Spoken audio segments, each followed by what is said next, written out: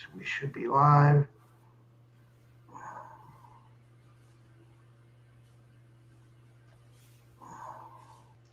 Okay, we're live. And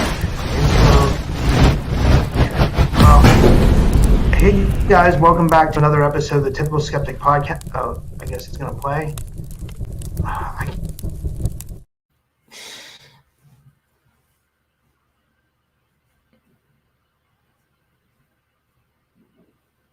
Skeptic Podcast. I have two fascinating guests with me today. It was an idea of mine and Indigoangels to put this meeting together. Who I have with me are two of the top leading researchers in metaphysics, alchemy, consciousness, our current timeline. And my co-host today is going to be Indigoangel. You guys have seen her on my show before many times. I really believe she's bringing forward some of the best information. And my main guest is going to be Laura Magdalene Eisenhower, the great-granddaughter of President Dwight David Eisenhower. She's a global alchemist, researcher, medical and intuitive astrologist. She's internationally acclaimed speaker who's presented her work worldwide. She provides exopolitical information about President Eisenhower's administration that has been largely held in secrecy. She is considered by many as by one of North America's leading research and experts in health, exopolitics, alchemy, metaphysics, astrology, and galactic history. Laura works to free us from the 3D holographic time loop, false archonic systems, and military-industrial complex, exposes hidden agendas so we can take our power back. Feeling a calling regarding her mission since she was a child, she has gained incredible insight through her wilderness adventures, psychic development, and she's been connecting major dots to how to guide us to the earth energies. She has a deep understanding of the Gaia Sophia and our divine blueprint, Christ Sophia, and how they connect with Venus transits, earth grids, global alchemy, DNA, and ET races. Her passion is to inspire unity consciousness and bring us back to the 0 point unified field and the totality of our divine powers. And I want to give them both a big warm welcome to the show. Indy, Laura, thank you for coming on my show. How are you? Great. Good to be here. Thanks for having me. Nice to meet you. Yeah, thanks, Rob. This is great. I'm really happy that you were able to put this together. I'm so excited to be here with Laura. I really feel like you're a living legend in the higher consciousness community. So it's really good to meet your acquaintance and get to talk to you today. Oh, wow. Thank you so much. It's really great to meet you and talk to you both. Gosh. Yeah. So Laura, you were on my show before, though. I think we kind of got into President Eisenhower's administration and kind of what happened with the Greada Treaty. But I was wondering, do you want to kind of rehash that for people that might not know, what kind of what really happened, what treaties were made with ETs and where they're, maybe if you have any information on where they're at currently. I mean, I know it's kind of probably up for speculation because we don't really know if there's treaties with ETs, but kind of what you hear through the grapevine or anything like that. Yeah, I've learned so much, and a lot of stuff has come through recently, a lot of new information. And basically there was some of this, though, could get us banned. So I want to be careful with your channel. Yeah. But should I just share? Are you comfortable with me just saying whatever? Well, I mean, if you could try to use codes, that's cool. Yeah, but I mean, yeah. Okay. So something happened in 1952 under Truman's administration, which was basically the major surrender agreement that took place. And this was after Project Paperclip. So events that happened after the Second World War, and all that we, kind of hear about, it's a very confusing period, right? You hear about first contact with the Nordics in Eisenhower's administration and the Greada Treaty with the Greys in 1954. But in actual fact, Eisenhower had a relationship with Val Thor, and Val Thor, from what I've heard, and why I say this confidently, is it's coming from numerous sources. One particularly, I just want to mention, his name is Dan Cooper. He's the senior advisor to the Earth Alliance. And when I met him, I mean, I don't want to go into the story, but I mean, we've been back and forth for 2 years. He'll answer any question. He's not looking for, anything from it.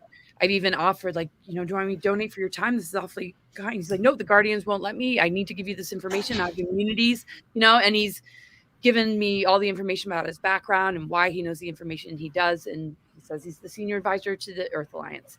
So he says that Eisenhower had a connection with Val Thor, and actually Val Thor warned Eisenhower and that administration about the Nordics and the Greys, right? Some of the narratives being spinned that we hear are that the Nordics warned Eisenhower about the Greys. And in actual fact, Val Thor, who kind of went rogue because there was non-intervention agreements between a lot of ET groups and the Nazi Draco Alliance, that there wouldn't be like interference. The Nordics were actually in alliance with, the Nazis, and there's a lot of information about that. So the whole deal of Val Thor's project, he kind of went rogue and assisted Eisenhower in understanding what was actually going on. So a lot of cover stories and false narratives have been steered that have said that Eisenhower signed a treaty, right? But in actual fact, MJ-12 did it behind his back. There was an unconditional surrender agreement that took place in 1952. And after Project Paperclip and just the failed mission of Admiral Byrd in Antarctica and all the infiltration that came with these projects and all the projects of MK Ultra type things and things like geoengineering and just multiple things that I can name. The shadow governments have their hands on alien technology, and they blamed Eisenhower for it. And so when he was in contact with Val Thor, and before that, he started to establish things in secrecy to counteract it, like the Earth Alliance, the White Hats, and the USMC special section called Ike's Force. And this was all sort of the positive military, which did missions like invading Dulce underground base, not the one that Phil Schneider talks about, the Dulce Wars that came later. This was a different attack on an underground base. And there have been numerous attempts to take out the Greys connected to the USMC special section that Randy Kramer was a part of. So it's crazy because being in this field, right, and being in this family and being recruited to go off planet and seeing layer upon layer and thinking oh, okay, I think this is it. It's like, oh, no, it's not it. There's more. Intuitively, I felt, okay, there's more. And then the synchronicities just line up.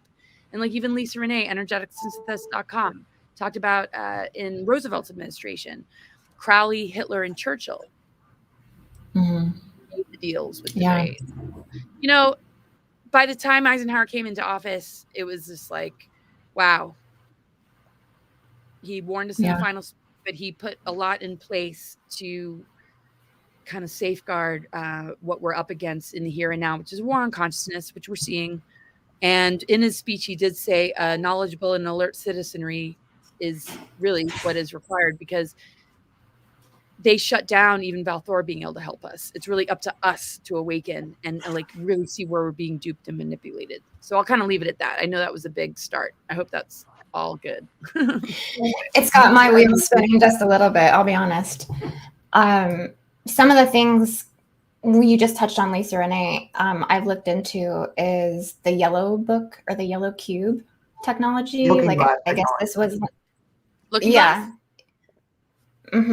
Well, it's called a yellow cube, and I guess it was, looking glass technology that could see into the future through the Greys that was somehow installed potentially in the Capitol building. This is where they keep it, is behind these particular types of reflection pools. But that it came in during Eisenhower's administration. So it's just interesting that you're saying there's all this undercover manipulation that was going on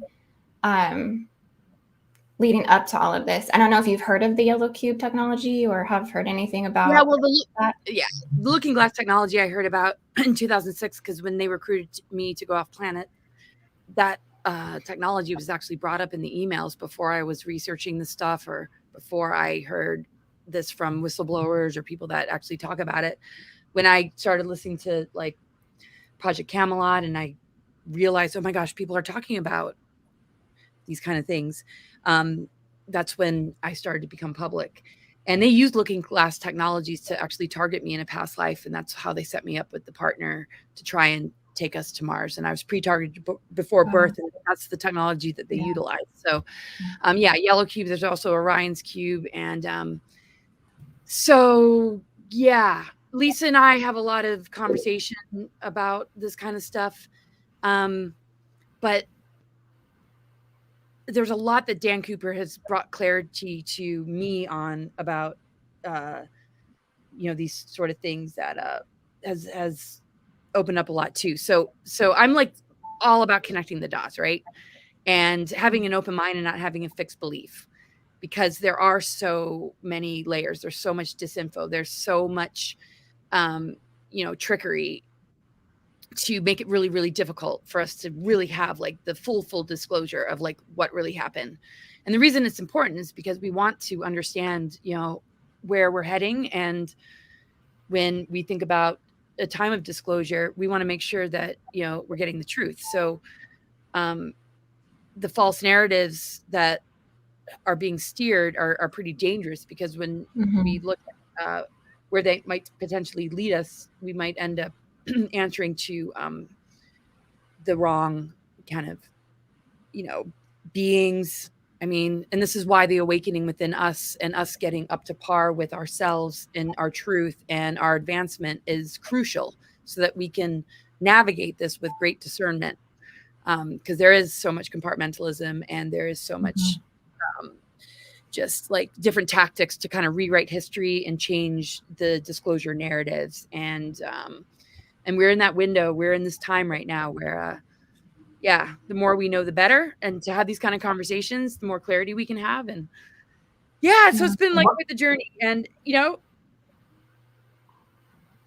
I was going to say, I'm just going to say that brings me up to something that's like kind of going on today that like, I think we've all like been like privy to, or we know about, is like I've had a lot of guests come on my show recently and talk about the new age deception. Like, and I'm not calling anybody out or anything. I'm not saying anybody's doing it that's in our community. I'm just saying like that it exists, and that like, I know like Indy's not afraid to cover, she touches on some like really cutting edge topics, and I know you do too. So I'll ask both of you, like, what do you think about like a lot of the people that are coming out and saying that we're facing like a new age deception, and maybe like the ETs that are in our consciousness aren't maybe the best for us, that maybe we're up against like it with some maybe really some evil ETs. Does that make any sense or no?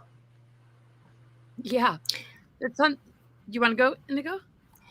Yeah, I was just processing that with how I wanted to respond. I think there is a ton of it in the community, to be honest with you. I think it all goes back to the original fall of Atlantis, and goes back to the distortions of the CDT plates with Thoth.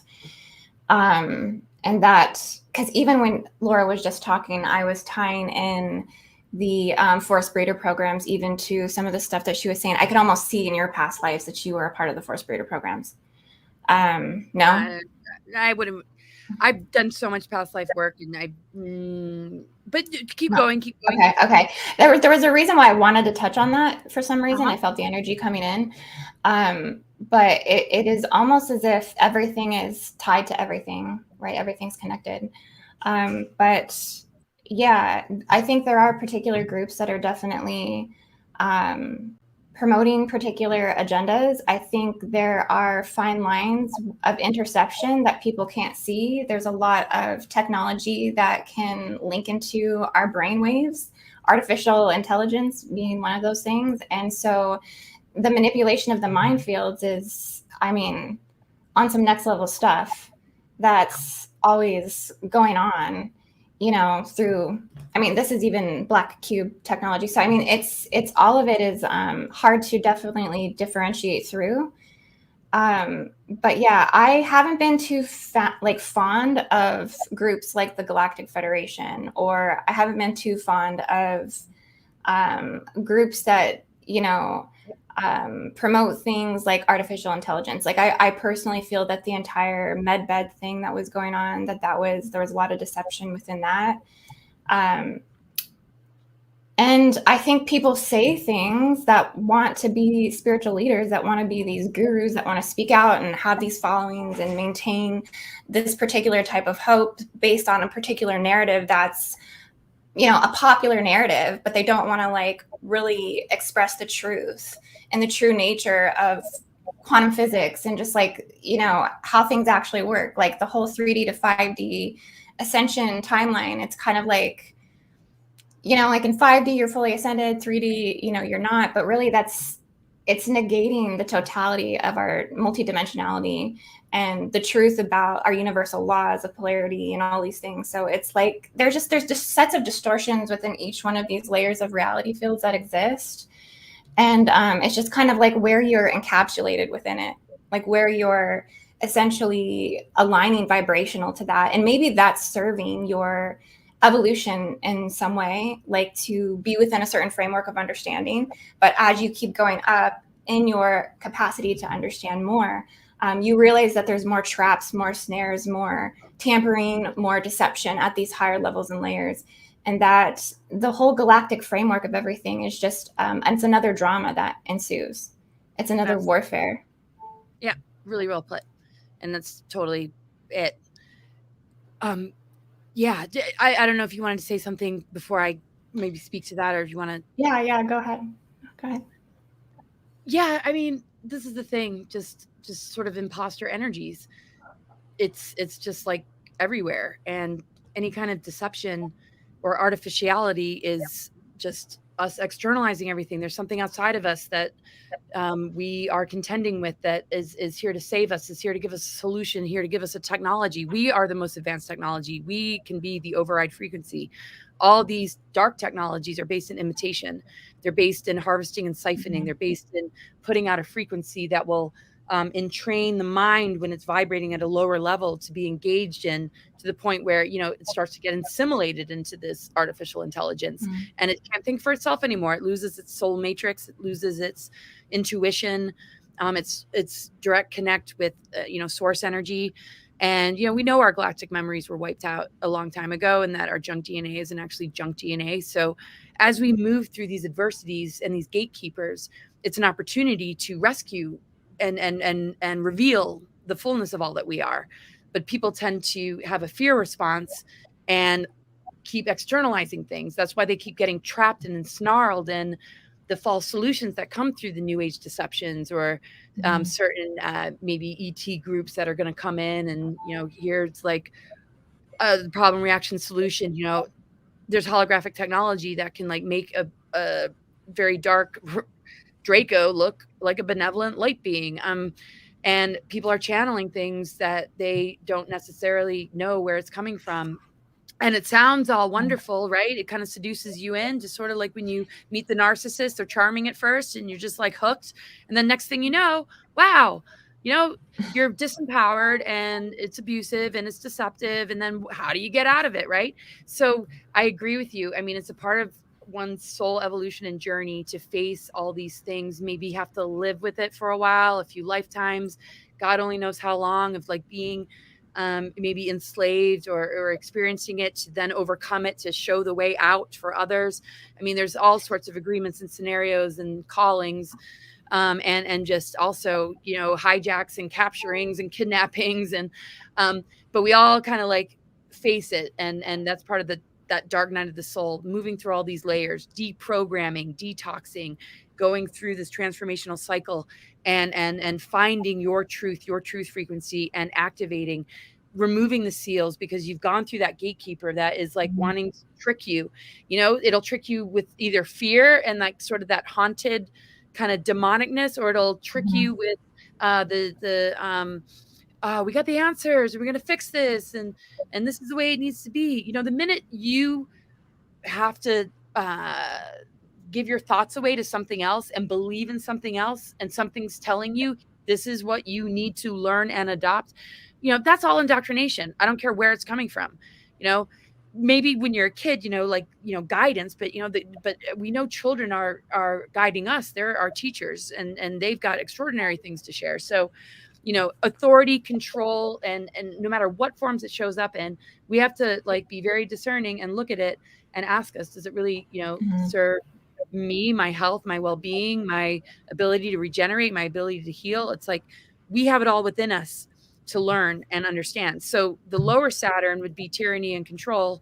The higher octaves is self-mastery, overcoming these obstacles and recognizing that it'll push us to the edge so that we can just like remember, okay, if we're facing nothing but deception, are we victims? No, it means that we need to turn the attention on all that we have left, which is ourselves to fall back on: Mother Earth, Creator, and the multidimensional cosmos, and true source energy. Everything else we need to cut the cords and sort of unplug ourselves from, and take what resonates, take the good parts of it, but leave the rest behind, right?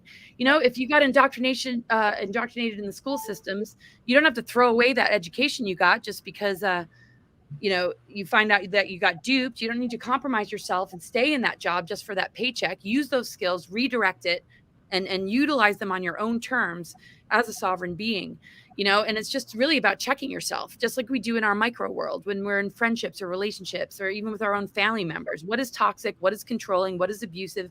What is keeping me from being able to be all that I am?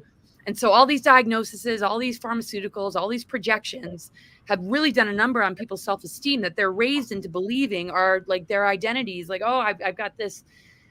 And it's like, we got to turn it all around. There's a lot to heal. Yeah, I agree. Do you want to retort to me? Well, I think that's one of the reasons why I've developed some of the sessions that I've developed with the Laura, I did a session that I did to remove the forest breeder implants, which has a lot to do with like the female wounding from the original core world wounding of Lemuria and Kauai, Hawaii, which was like 22,000 years ago, which was when this original matriarchal conquering basically happened and took place, where all of the women were displaced to Nibiru and to Mars, and were required to force breed. So we did a session just removing a lot of the wounding implants, like seeing them in etheric forms, like in the actual womb, like seeing fleur-de-lis implants, seeing all these particular things that just continue to plague the body. Because it's like, yeah, we do all this work. We do all this like redirecting things back to self, but then you realize there's other holographic like implants in architecture in the spirit body or in the light body that can, be released. And one thing that really came up is because I'm kind of designing the masculine counterpart to this session, and realizing the King of Tyranny implant, like that's an actual implant in the masculine field or the masculine templating. And it's so funny because it's coming up with the coronation of King Charles, I think on May 6th. And I'm like, wow, King of Tyranny implant.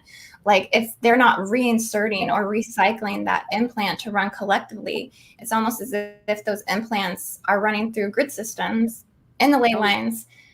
Similarly to crucifixion wounding, all of that. But there's these deeper layers that then impede upon, really, it's the crown chakra of the masculine templating, but it's also the root. And so it has a lot to do with like their sexuality as well, like finding a lot of these implants like in the prostate, in the semen, in the testicles, even like hedonistic implants, all of these type things like pornography implants that just imagery programs, all of it. Yep. And then it's absolutely like all connected. And so when those things are installed, like those implants or these, seals or frequency fences, some of the seals were put for protection, but the actual fences or implants, we run into it in outer life, right? We see the outer manifestation. That is when we can begin to neutralize and dismantle the weaponry. How do we interface with it when it actually shows up?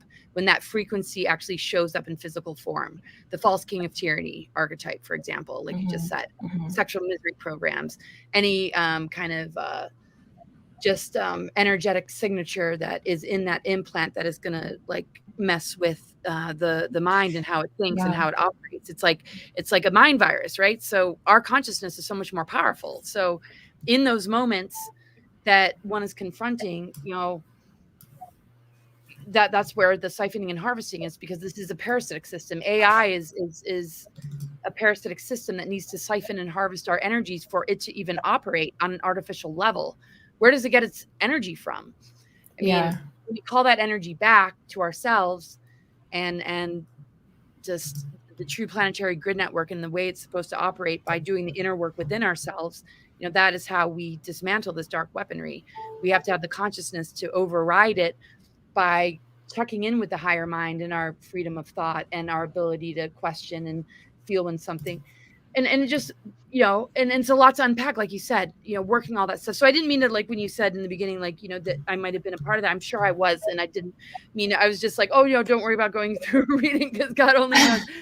But yeah, it's like, it's so conscious and so awesome to hear somebody that is so aware of like all of that, because the ethereal implants, you know, especially Fall of Atlantis, we're talking about the Lemurian Holocaust, also was in the base of our skull to keep the 8th and 9th chakra, the infinity spiral, from being able to circulate, so that there would be major spiritual warfare and attack the minute we start to cross that barrier of the net into our galactic consciousness and remembrance, which activates our dormant DNA, which is everything that they're frightened of. So all the psyops, all these different attempts is to keep us looping and digressing, because we hit that wall, and instead of leaping over it, we feel defeated, we feel exhausted, we get snarled back in, and that's the spiritual warfare. A lot of people are like, yeah, I've been attacked, I've been targeted, but you know, that's a part of like an obstacle that you have to breathe through and overcome, because once you overcome that, then you're pretty much untouchable. It's like beating a video game, right? Every level that you get to is harder. Yeah. And then eventually you can beat the game. And once you beat the game, you don't have to go back into the game. You're done. So once you like all the matrix programs and you become the override frequency, you literally become an activator for others. And that's, you know, go ahead. I was going to say, how do these implants get installed? Like, is this like secret space program technology? And is this like, is the inevitable like outcome for like whoosh harvesting, or like, what do you guys think about that? Like, I think there's a lot of mechanisms. I think even through food and injections and abductions but go ahead, Indigo. No, I agree. Definitely food was one I was seeing, because I was scanning into the male body, just looking into particular reference points that I have. And one thing I was seeing was like estrogen implants, and how I was seeing it looking like was like overaccumulation or abundance of 6-sided geometries that would like build up in the DNA, and also in areas of the body where estrogen would naturally build up, like in the endocrine system and in the chest, where they would like actually grow breast tissue. You could see it like holographically or energetically. I think again, that's one that's not something that's environmental. It's also through food. It's also through, so it's like there's different ways in which these implants can come in. But I mean, overall, I'm not really too sure. I know in Atlantis that it was done through the selenite pylon implant network. So maybe they used crystal technology to install some of these particular implants and seals, that they've hijacked certain levels or important areas of crystal technology where they can run it on particular ley lines that simulate at certain grid points where it can actually create like a netting of emissions of this. I also think that it may come through particle accelerators, that this technology, I think, also was through the fall of Atlantis, that this has been going on for a very long time, and that these accelerators run up underneath the ground. I think ancient Egypt, they had accelerators underneath the ground. And even currently, and where CERN is, I think that they run biblical distortions in those accelerators. I mean, it's altering the magnetic field. So they could run, you know, the loop cycles, collective loop cycles of particular wounding to replace, such as holidays. Like holidays, we celebrate these particular holidays like Easter and things like this. This reactivates crucifixion. Right. It's all those inversions. Yeah. All the inversions. Absolutely. Yeah. And like Nephilim reversal grid, and just, you know, the ley lines connected to like, you know, the Cathar and Albion body, the integration of the Stonehenge probably wasn't an accelerator. Stonehenge is like where the Sons of Belial and the 11th Stargate, all that energy, you know, and the Wormwood and Nibiru, And all that is like linked to this sort of Anunnaki, invasion, the rebellion of their genetics being healed. They, wanted to remain like 10-strand DNA. They changed the tree of life to 10 spheres. It's supposed to be 12. And you can even see it in the manipulation of different sacred geometries, and the dodecahedron, in reversal, which is the ether, is very much the symbology of the inverted pentagram, so that the elementals get contaminated, is the result, really. But I could go on with that, but yeah, absolutely. Like just all these different areas, and like you said, how they can kind of like reinstall something and reboot something that you think might have been cleared. That's why we have to be so diligent with like constantly doing energy work, right? Absolutely. I mean, I'm doing J cell removals on myself like monthly. I just think it's such a powerful clearing in terms of enslavement wounding that can come back in and just kind of, make you feel the loss of your connection to the abundance and self-worth and all of that. So yeah, I think J cell removal is a really important clearing to do. But yeah, look at what they do.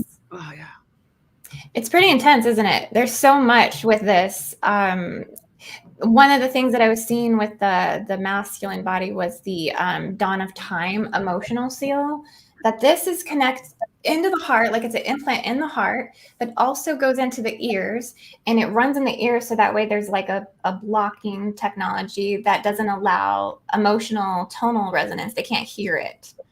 And then also it places veils behind the eyes, actually. So it's altering the way that they're seeing emotional connection and things like this. And that this all is corded to the obelisk system. It's all corded to the obelisk network in the world. So where they're over-sexualizing, patriarchy, domination, and control, where all that's taking place through Vesica Pisces alteration, basically blocking that geometry. Yeah. Which I think ultimately is the Metatronic implant, right? That's what is blocking the flower of life, the true natural, spiraling flower of life, and creating a rigid structure, I think, is by placing that implant into the seed of life. Wow. This implant goes back to the seed of life. This goes back pretty far. So here's a basic question. Do we have these? Do you guys know? Do we have these since birth? Or I mean, like, I guess Laura, you kind of answered that. You said we get them through abductions, food. But I mean, like, when did we start noticing? I mean, like, that we have them. Like, I'm not real experienced in this stuff, so like, I'm just trying to think of basic questions people would have. Like, and then like, how do we go about getting them removed? Like, I think some people have them and they're fine about having them. I used to go to Joan Ocean's retreats in Hawaii, but she had it removed, but it was actually an implant that she felt was having benevolent contact with. And Elena talks about an implant that was put in her brain, and it was from the Greys, but then it got upgraded by the Pleiadians. But at the same time, can that get hacked, right? So we have to just always be very discerning of what kind of information comes in with anybody that's working with implants. If some people just notice it, if they've had abduction experiences, I've like dealt with a lot of clients that'll be like, a certain part of their body, they'll feel like a chip, or they'll feel something in their body. And the implants, though, they really require that your neurology, your belief systems, your energy centers, and what that implant is attempting to do is literally like, it'll start to like create tentacles and like really begin to overtake the body. Because it like links into your biology, like you form like a relationship to it. And the more you're unconscious to it and you're in agreement to what it is sort of dictating or controlling in your mind, the more it grows and the more it like spreads, is from what I, come to understand. And, the minute like you notice it is when you can begin to dismantle it, because I feel like in a spiritualized body, it recognizes something that's foreign. When your thoughts are free, when it's coming from your divine mind, when it's coming from your higher mind, when it's coming from truth, that involves going into these transformative death, rebirth, dark night of the soul experiences to just be able to look at all this. It doesn't have anything to feed on anymore, because it really is like a parasite or an entity attachment. We have to look at it like it's a technological parasite. that requires our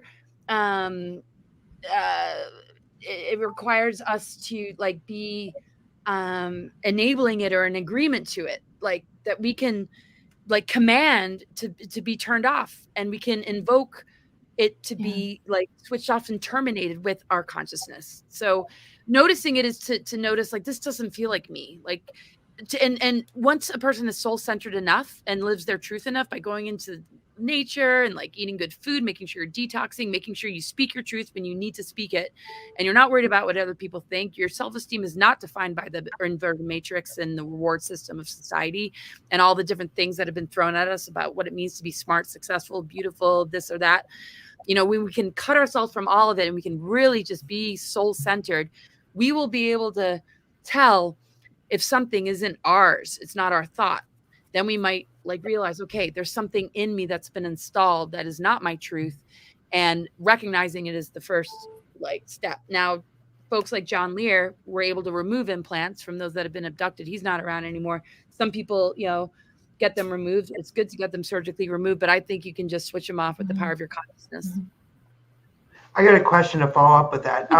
When I had Daryl Sims on my show, I'm sure you remember Daryl. He told me that they from their search into like the alien implants, that they were kind of they thought that the aliens were using the implants to control our like serotonin, dopamine, you know, which that means like if they control your emotions, that means that's why they can do control trigger you like a robot.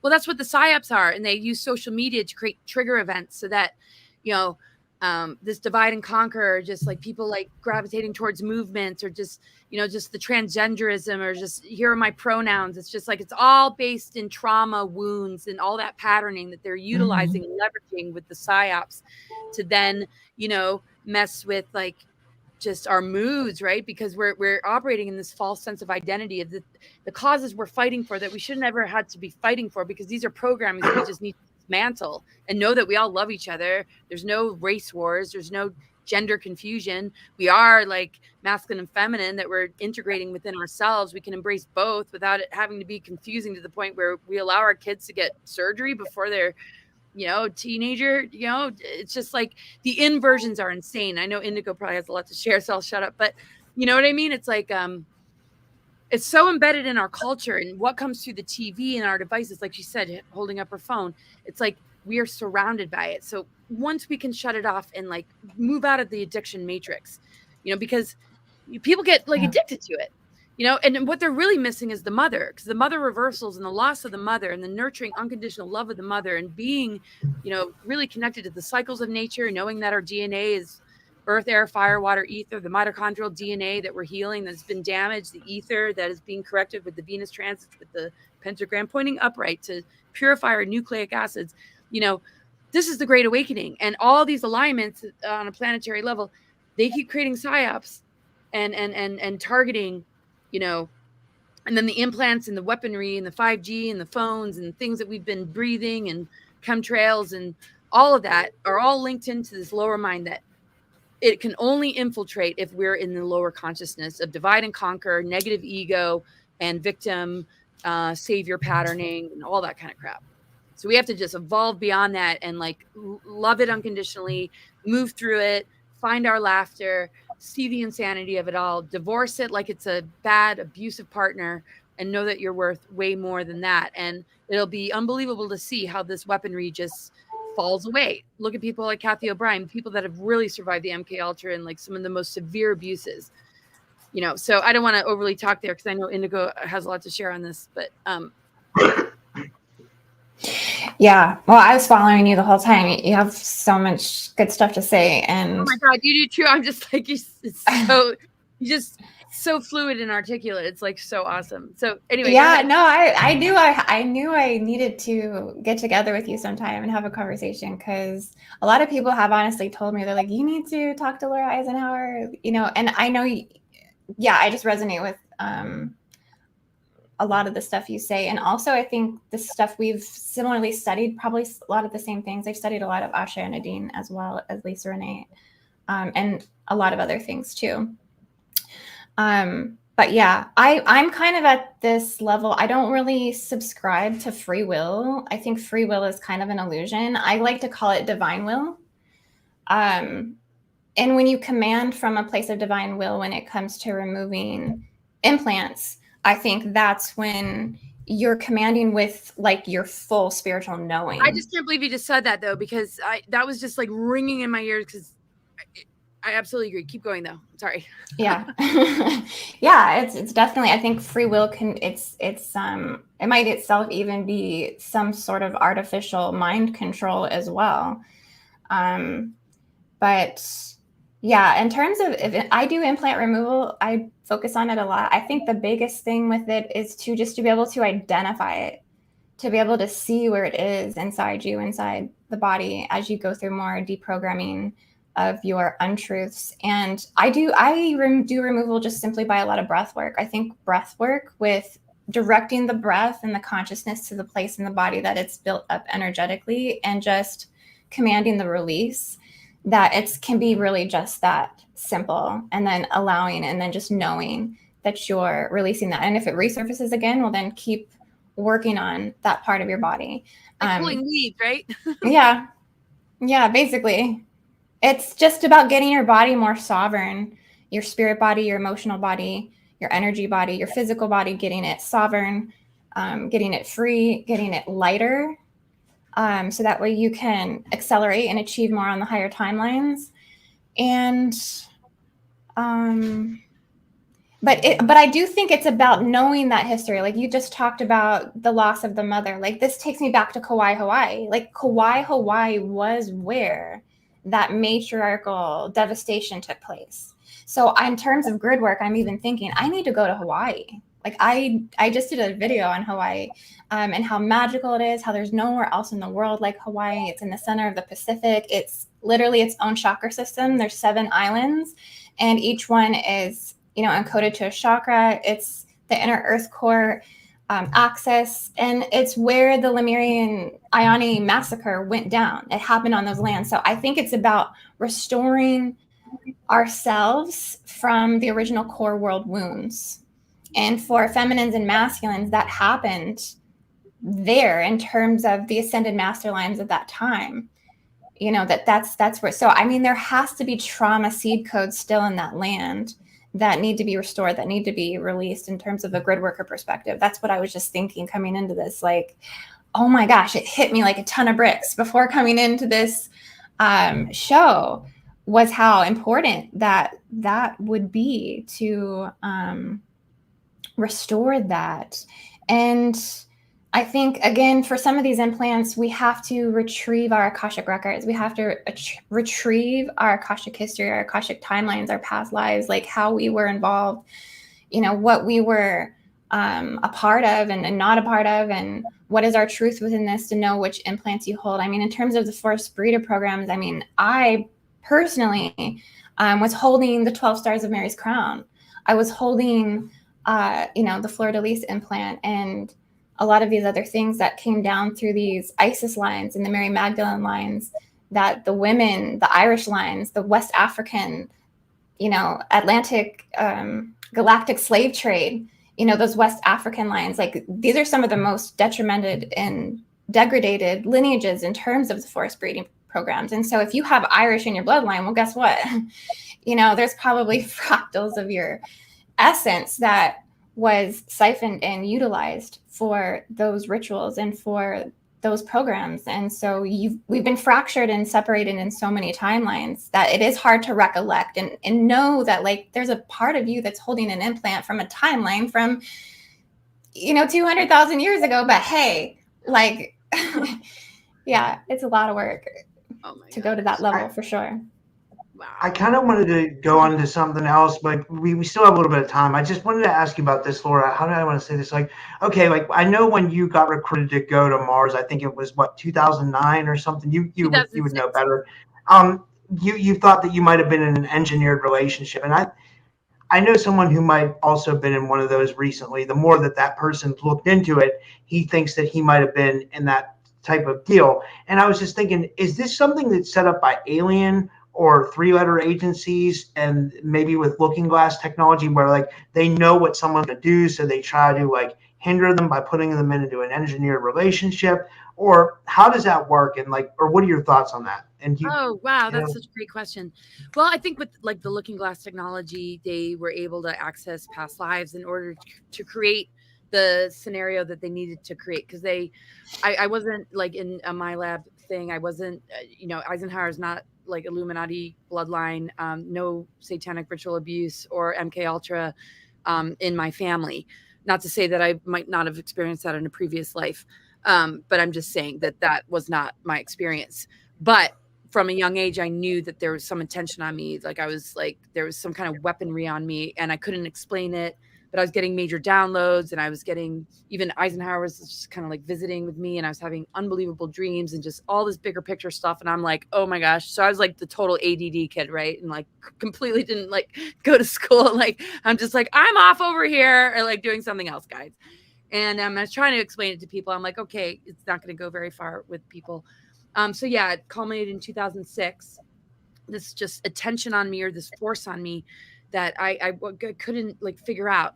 And so synchronistically, I ended up at the Berkeley Psychic Institute. I was going to go to an herbal school in California, and they didn't have enough applicants. And I ended up going to the Psychic Institute. And the minute I walked in, they recognized that Eisenhower was there. They didn't even know my name because he was like my guide, and that I was just like. And some of the ones that were really, really good at what they do, because there's just a lot of weirdness at that place, really helped me to understand like this hidden weaponry and this attention on me. And I was like, whatever, but there's nothing they could really do. So I just had to just sort of surrender. I'm like, okay, well, whatever it is, I'm just gonna like have to confront it. And that's when I moved back to the DC area with my boys. I was pretty much single parenting, and that is around the time that I met the person that was recruiting me to go off planet. And basically it was a group called the Aviary. They're connected to MJ12 and they use technologies like psychotronic weaponry. And they are like ones behind doing my labs. They have all sorts of like dark technologies that I noticed that they were doing on him. This is when I learned a lot about what's going on behind the scenes, because we met at this gathering, and this is when I was kind of in surrender zone, because I'm like, I can't create anything. Something's like has attention on me, trying to steer me somewhere I don't want to go. Like that's when you said, how do you notice an implant, right? They had a tracking something or device or some kind of attention on me to steer me somewhere I didn't want to go. I knew it wasn't my truth. Anyway, so I get, to the area where my mom lives, and I'm like, okay, well, I, can't just like be all holed up here with my kids. I think I'm just going to go to this festival, like in Charlottesville, Virginia. And I meet this man, and I think I'm meeting him on an organic level. And we're just kind of like hanging out and drumming and like, and we're having a conversation. We completely hit it off. And then we start dating each other. And when he visits me where I was living in my mom's basement and near DC, he was going to these secret meetings. And he was telling me, we're going to Mars and all this and that. And later on, he told me, we didn't meet in the organic way. You were actually a mission. You were an assignment. They knew you were going to be at the event, and they had me come in order to bring you into this recruitment. And I was like, whoa, okay. Like that's, and because I was starting to learn that he was also under manipulation, because, and he was like being controlled by them. I was like researching, like, who are these people that he's talking to? And I, like in the aviary, they wouldn't like directly talk to me. I had to just figure it out and learn about it. And I had dreams that like helped me to like break through all of it. And I, just refused to go. So it was a mixture between things that happened in the Eisenhower administration, like Alternative 3, like colonizing Mars, had to do with just, me and Andrew Bashaga, who's part of Project Pegasus, sort of like figured there was a well-intentioned Alternative 3 scenario in the event that there would be cataclysms or some sort of apocalyptic event, that we would protect the human genome and like be on Mars, right? But that got completely infiltrated, and all of that just, and for me, just being very prepared as a child, being very connected with Mother Earth, and just feeling my mission and calling to just like, and even having experiences when I was a child, just like don't let yourself like go anywhere that they're going to take you, and just believe in yourself and trust yourself, blah, blah, blah. In those moments, you know, where I didn't have anything to refer to, other whistleblowers or people that had like heard of all this, I just like knew like, yeah, there's absolutely no way. So I would say that it isn't part of the alien agenda, but it's like humans that they've targeted, that they are convincing are like heroes. Like he felt like a hero, like I'm rescuing you, you know, from, and yes, we're seeing this timeline take us into this new world order that we're crushing. But my whole thing is, we don't need to evacuate the earth. I need to stay on earth, and I need to expose these dark technologies and, you know, what healing work we need to do with Mother Earth. It doesn't make any sense to go to Mars. And I had to just like try and communicate. And I'm like, unless you can have me directly talk to these people, why would I just go off planet? Because what they were hoping with the looking glass technology is they noticed that we were a hierogamic union in a past life, or some sort of like sacred union bond in a past life. And so if they could pull him in and use him as bait, and have me fall in love with him, then I'll go anywhere he wants to go. Of course I'll go to Mars, right? So yeah, it could have been like breeding programs. It could, the minute I got, if I were to have gone to Mars, God only knows. But the way it was, like the facade of it all was, it was a rescue mission, and it was not a rescue mission. It was more you've been selected for your protection, or for, you know, to colonize Mars as a permanent colonist, not as a person part of the secret space program or anything like that, but as a permanent colonist. It's too much to unpack like in such a short show, and I don't want to like dominate with like all of this and overly talk about it. But yeah, it's it has a lot to do with timeline, and a lot of it made sense. And sometimes I would go into self-doubt. Lisa Renee actually really helped me. I even wrote her like 2 years ago. You know, you'd think like I'd processed through it enough. It happened in 2006. And I'm like, did I make the right decision? Like, I'm just like, sometimes I'm just like, lost about it all. And, you know, her and others, and just always like reassure me. It's like, there were a lot of good intentions with some of this. But, you know, those moments of self-doubt, they're fleeting. You know, that's not my true energy, you know, but in those moments where you're just like, oh man, you know, just what if, because of the shit show we're up against right now, I made the wrong decision. You know, I just had a moment like that, right? But that's not normally my moment. When I was up against that, I knew that there was trickery, that there was infiltration, that any sort of event that would cause us to need to evacuate Earth was because of the dark weaponry that they have, like geoengineering, the ability to create superstorms and engineer these false flag events. And that what we're seeing with like what happened in 2019, we all know what I'm talking about, that this whole agenda needed to be called out, and we needed to like just be here on a ground level and be the warriors that we are, to call it all out, and to like, and that's kind of what it means to me, and that's what you guys are doing. So I know, I wish I articulated it better. If I got more sleep last night, I'd be like a little bit. No, that's such a fascinating, my brain's going in so many different directions with everything you're saying. I'm interested about the DC component of it. I'm doing a grid worker event mission in DC for the summer solstice, to go and like clear the grids there.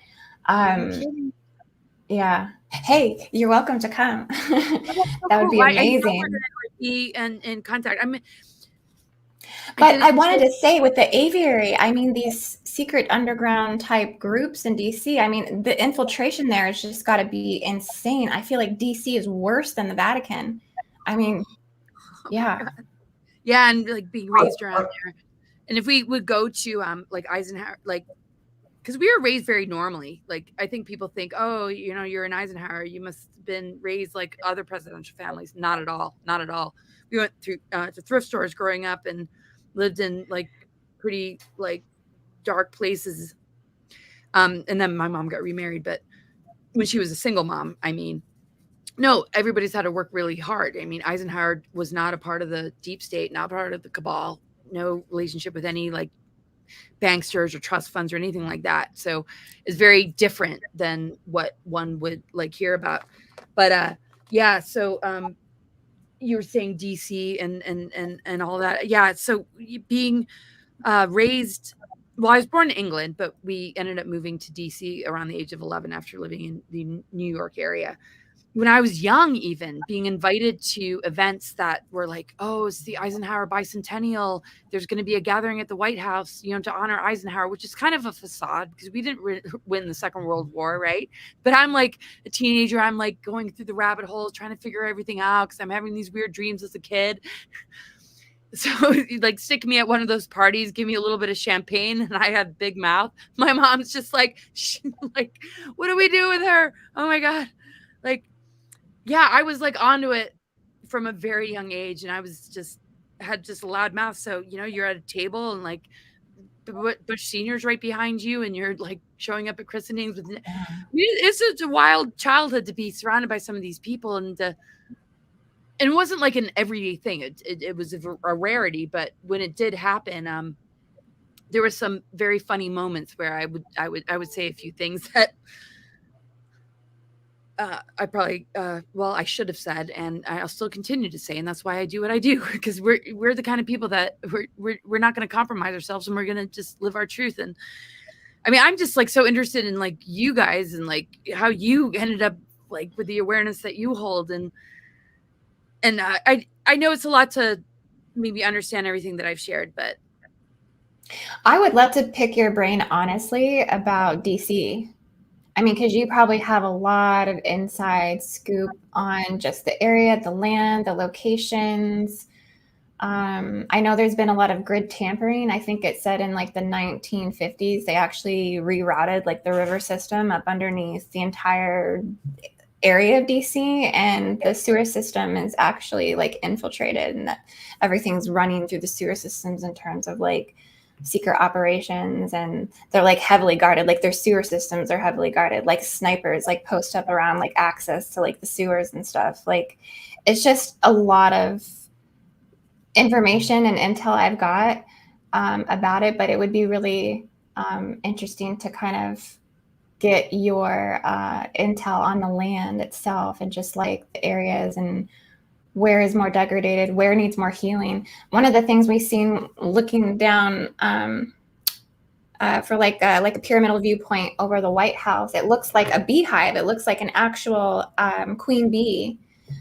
So almost seeing that may be an access point to the original honeycomb, like Tiamat 5D grid. And that's why the White House was located there. So they're running like a hive net through the land there. And it's guys, you're just so brilliant how you like connecting that.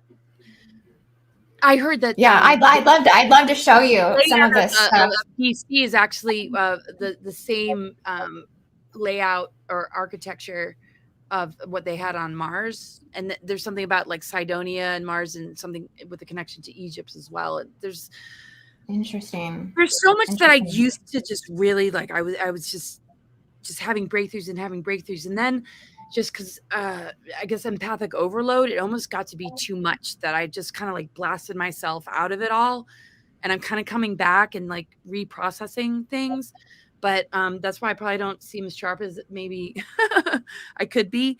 But it's almost like it's almost like I just like hit a certain level of like overwhelm, or just some of the attacks that were coming through the partnerships, because that Mars recruitment was through a partner. It's always like through a partner. Fortunately, my current partner is like immune to it, and it's not like that. But I'm just like still like recovering from a lot of different attempts to really derail me. That's fine. Well, those are going back to forced breeder implants. Like that's what a lot of it is too. Like they track. There's like the reptilian gene code tracks, particular like female bloodlines as well. So it could be one way that like those type of partnerships have come in. I know for me, it has in my life. It's definitely. I feel like I was definitely tracked and targeted for my reproduction and for my fertility in this life. So I feel like I'm an active, I don't want to use the word like victim, but I was in the forced breeder programs, I feel, in this life. So yeah, it was a real crazy journey. That's how I've identified this anyways. This was my way of deprogramming what felt like was, I guess, taken from me in a lot of ways. So Yeah, this is all runs really, really deep for sure. But yeah, that's why I think we're all in the work that we do, is to just to help restore this level of our sustainability, our eternal consciousness, what we are here in human form and how we can achieve the eternal state. But yeah, no, this has been so amazing. I resonate with you so much. Oh gosh, me too. I'm so wow. So awesome. Thank you guys for Oh, I look sorry. forward to Yeah, more conversations. It's just like, wow, it's just like getting warmed up. Yeah. We could go for another hour, Rob. I know. Thanks for having us. Yeah. Thank you so much. Yeah, I'm so glad I was able to get you guys together. I thought this went amazing. Like I'm so happy. And what can you guys each tell everyone where to find you? Indy, do you want to go first, and anything you want to promote too? Yeah, thanks, Rob. You can find me at indigoangel222.com or Indigoangel on YouTube, all one word. And I do lots of coursework. So just recently did a gridwork facilitator course, a Starseed expansion course, and a healing the womb course.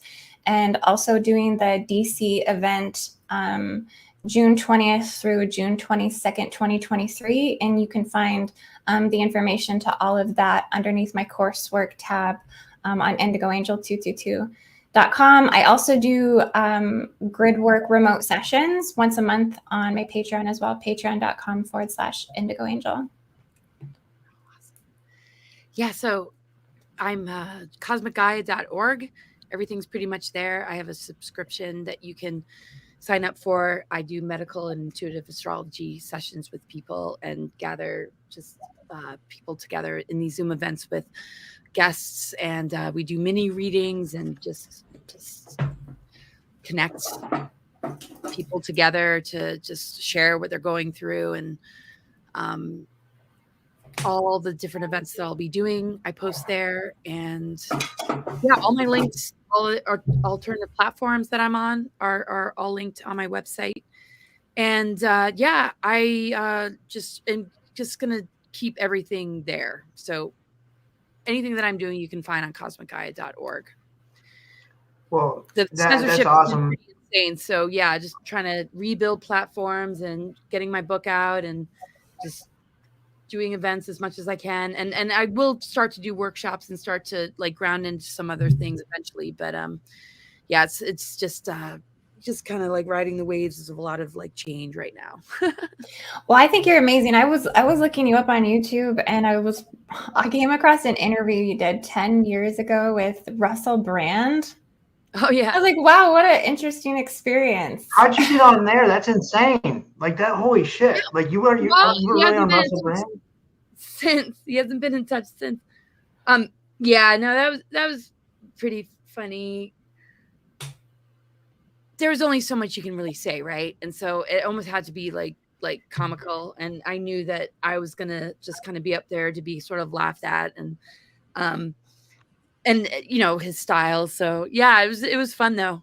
But that was him 10 years ago. Now, I mean, he's kind of like really in more of the spiritual, community. It seems like he's more invested. He's spiritual, but I just think he's counterintelligence. I don't really dig that. I see those red flags too, and that's big time. You know, and that's what's so difficult. And I know this could be a whole other show, and we could just talk for hours, all of us. Is that whole like, you know, somebody who seems to be wanting to just expose things and speak truth and advocate for, you know, the crimes against humanity that don't get called out. And then there's just like something there, you know, but at the same time, I want to hold space for the good that I see that they're doing, and not, you know, so it's just something like that with him. And I haven't listened to any of his latest stuff, but, you know, I just hope that we can help people to want to break free of whatever manipulation is causing them to still have some sort of connection. Is there blackmail? Is it because of money? Is it because of this or that? It's like, you know, how can we encourage them instead of, I don't know. But yeah, no, there's a lot of people that, and people have like thought that about me. And we have to be discerning, but holding that unconditional love, also taking what resonates and leaving the rest, and knowing that we don't need to follow anybody. We don't need to hook into anything. That's what we're breaking, because we're sovereign, and we're here to awaken to our truth and find resonance with one another, to be in harmony, because diversity and harmony is true unity.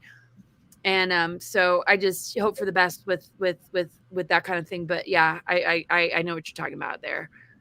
And I need to shut up because I know it's time to go. No, that's fine. We can keep talking. I was just going to say to tell everybody my links.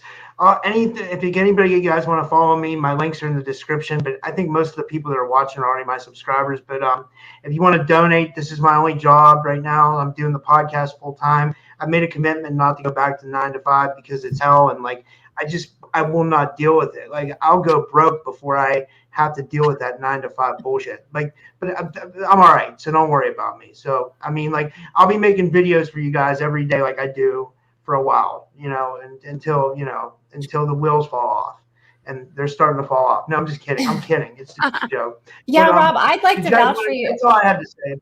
Well, I'd like to vouch for you. I would really like to vouch for you and just say everyone who watches your channel and really likes your work, that they should definitely make a donation to you, because you work so hard. You bring on such amazing, incredible people on your channel. And I mean, you're doing it for free, really.